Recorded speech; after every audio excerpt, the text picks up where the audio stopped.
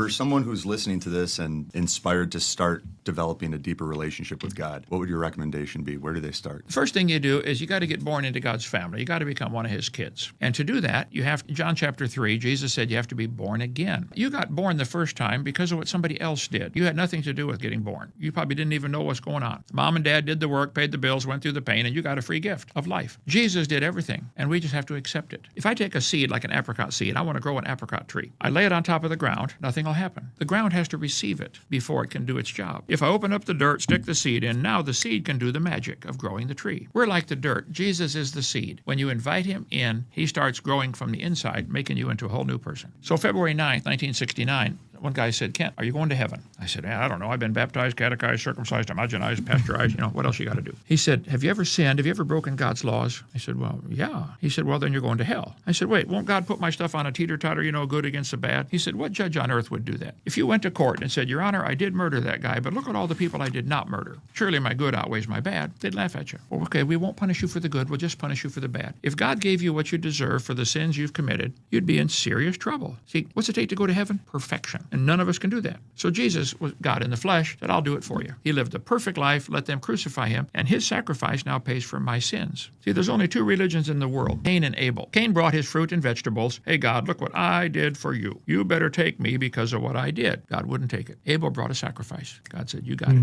Adam and Eve sinned. They made aprons out of fig leaves. God said, no, something has to die. And so when you understand a perfect God requires the death penalty for any sin, that means all of us are hopeless. We can't go. So the first thing you got to do is admit, Lord, I'm a sinner. I'm guilty. But I believe you died for me. I'd like to receive you into my heart. Would you pay for my sins? And that starts the process. The mother has to receive the seed from the father to get the baby started growing. Getting born is the easy part, takes a few minutes, but the growing takes years and years and years. Mm-hmm.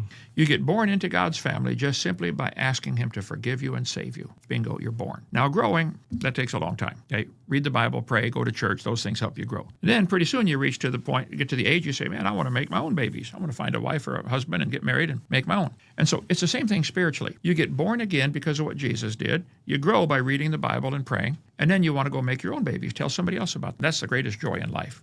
I love telling people how. I love saying, would you like to pray right now and ask him to save you? Yeah. The first guy I ever led to the Lord, I asked him that question, down in Bloomington, Illinois. He said, yeah. I was only 16. I said, I don't know how. I had a gospel tract in my pocket, God's 4 spiritual laws. I didn't know what to do. So at the end, it had a prayer.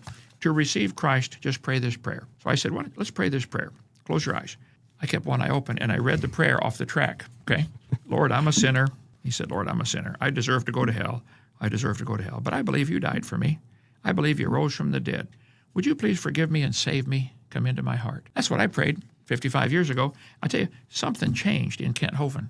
It's like a seed got planted. For the next few weeks, I was afraid to talk because I cursed so badly. I thought, oh no, I don't want to say those words anymore. Before, it wouldn't bother me. All of a sudden, it bothered me. I said, what's the matter? What happened? When a woman gets pregnant, there ought to be some changes. Yeah. If she says, I'm pregnant, and 6 months later you don't see a bump, and 9 months later you don't see a baby, I'm sorry, lady, you're not pregnant. Someone says, I'm a Christian, but they would still act like a heathen. I don't think they're saved. I can't be judge on that, but I wouldn't stake my life on their salvation because something changes. So salvation, getting saved is the easy part. Growing takes a long time. Mm-hmm. And you might get a few scars and bumps and broken bones along the way. A couple years in prison. Yeah, a couple years in prison, yeah. Well, thank you again.